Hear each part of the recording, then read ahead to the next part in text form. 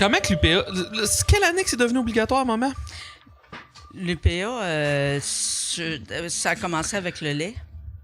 L'obligation, ça a commencé avec le lait.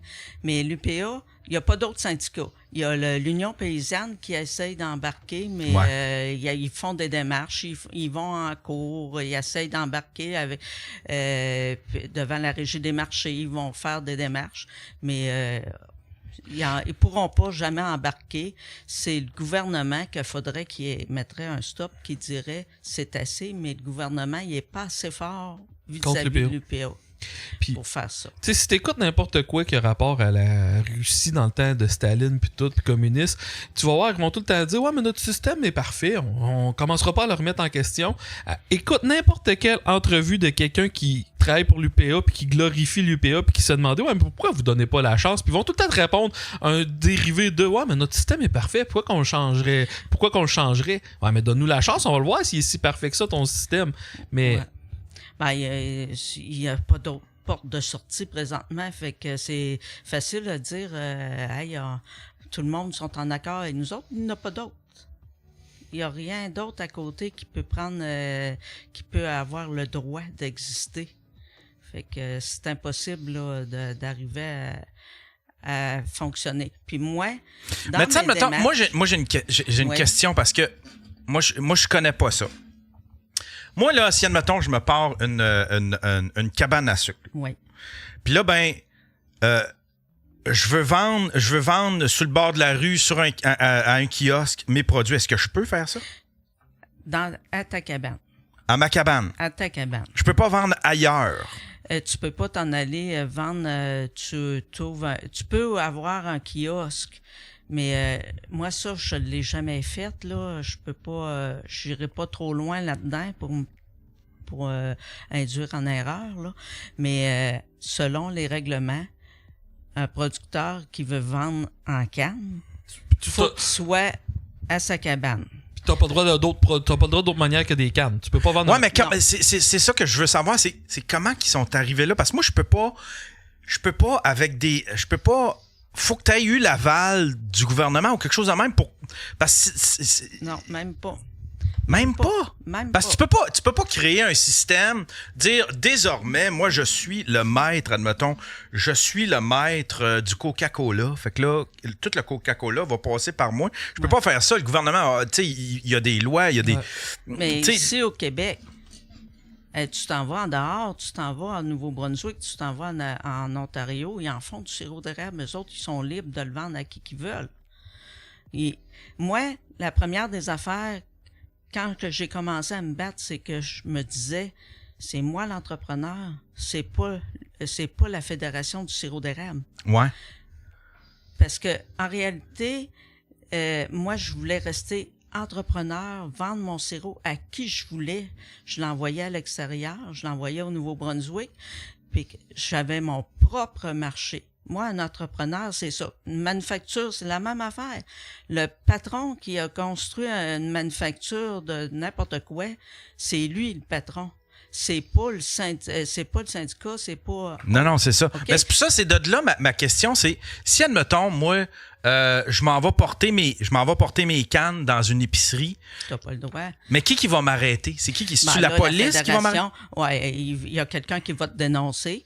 Puis là, la fédération va aller chez toi, va dire hey, t'as pas le droit, là. Ça te prend un quota de sirop d'érable. OK, puis si je dis... de la fédération. Puis si je dis, moi, je me fous de votre gueule, je m'en vais porter mon sirop d'érable là, c'est qui, après ça, qui intervient pour m'en empêcher? C'est les inspecteurs de la fédération. Ça va se rendre à l'huissier chez toi. Puis ça va se rendre jusqu'à? Un huissier. Un huissier. Moi, j'ai eu l'huissier, là, justement, pas, là, en dernier, là. Je vais te conter une anecdote. Mais juste un instant. C'est pas, j'essaie de comprendre. Ouais. Puis l'huissier, lui, là.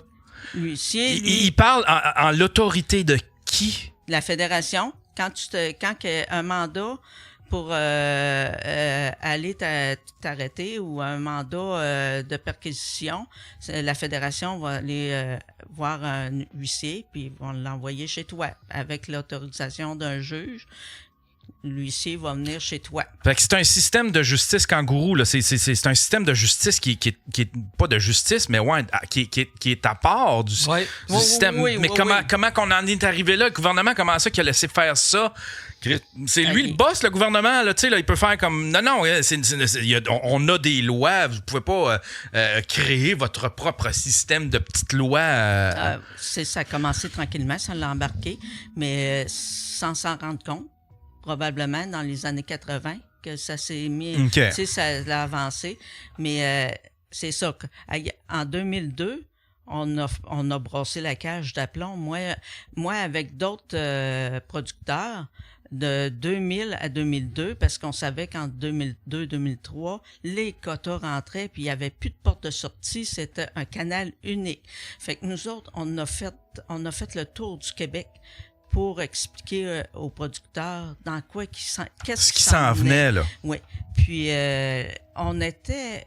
Au départ, je te dirais qu'on était plus que la moitié des producteurs qui nous suivaient. Mais ils sont pas fous. On va dire, à Montréal, il y a... Comment que je peux pas... C'est parce que moi, il faut que je fasse attention à ce que je dis. Ouais, non, il n'y a pas de problème, je comprends tout ça. J'étudie ce que je vais te dire, là. Mais...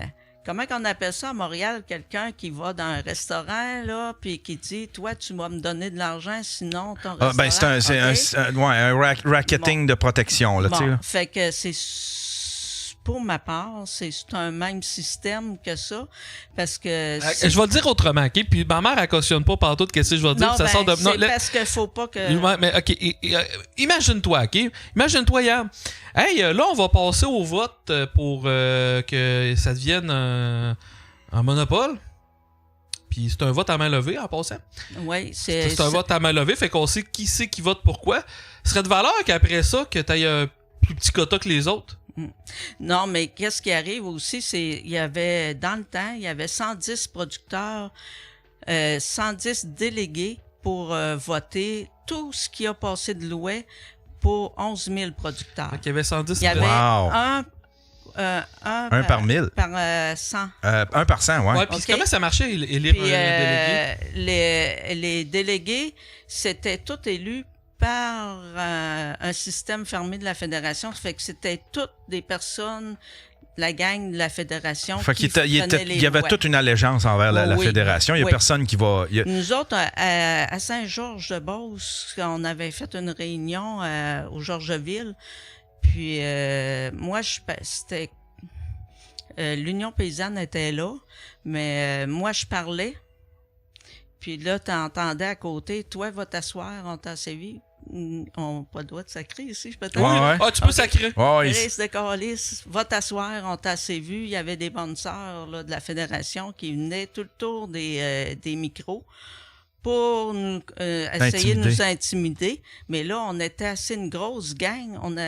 Toute la salle était contre la fédération. Fait que, puis dans le temps, c'était Pierre Lemieux. Il l'avait ramassé puis il l'avait sorti dehors. Wow! Ouais. Puis là, la fédération, ils ont voulu refaire la réunion 2-3 semaines plus tard. Fait que là, on n'avait plus le droit de rentrer dans la salle. Wow! Tu sais, on pouvait pas faire ce qu'on voulait. Même, à un moment donné, on avait la protection de la police, nous autres, notre gang qui faisait les réunions tout partout au Québec, parce que c'était rendu dangereux pour nous autres. C'est juste qu'à quel point... Fallait qu'elle se protège de son syndicat par la police. C'est que la police aidait ma mère à se protéger contre son propre syndicat. Ouais. Mais, regarde, il engageait même des détectives en 2002. En 2003. Mais ma petite fille avait été malade. 2004. Ma petite fille avait été malade. Puis, elle avait fait l'hôpital. Puis, c'était ma première petite fille. Puis à Québec, puis c'était moi, elle était venue près de mourir. C'était moi qui la gardais, je l'emmenais avec moi à la cabane parce que ma fille, il fallait qu'elle travaille. Puis les détectives, là, tu savais pas quand est-ce qu'ils arrivaient. À un moment donné, je les vois en train de me filmer. J'avais ma petite fille qui était malade. Ils me filmaient. Voyons donc. Fallait, puis ça... Je les avais rattrapés, là. À un moment donné, j'avais fait un téléphone... pour avertir. Puis là, en tout cas, il y a quelqu'un d'autre qui avait gardé ma petite fille. Puis on avait parti une gang pour aller les trouver, ces 2 gars-là. Puis il y avait un papier de Pierre Lemieux, comme de quoi, qui avait ordre de venir nous filmer. Pierre Lemieux, c'était qui, ça? C'est le président de la fédération. La fédération.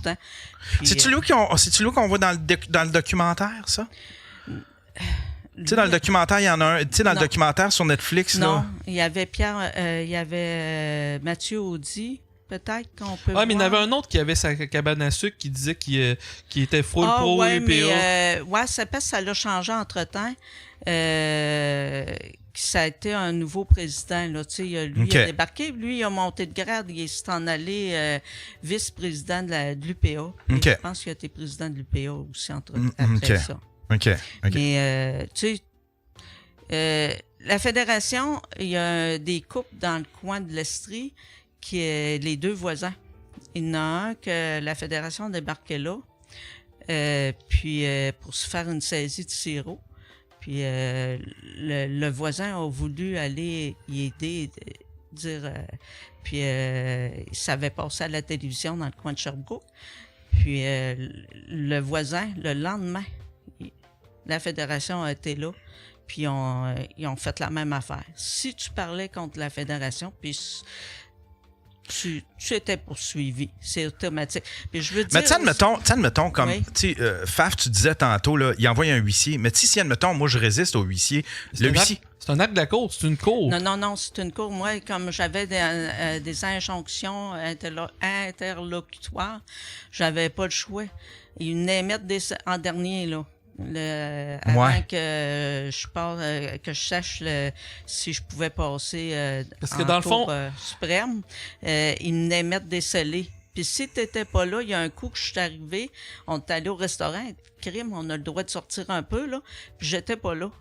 Puis le gars, il m'attendait, c'était Mathieu Audy, il m'attendait, il dit, garde, il dit, vous étiez pas là. Il dit, j'étais pour appeler pour avoir un mandat pour briser vos serrures. Puis il dit, vous êtes, en voulant dire que vous êtes arrivé juste dans le bon temps parce que là, moi, j'ai dit non. Il dit, je fais jamais ça.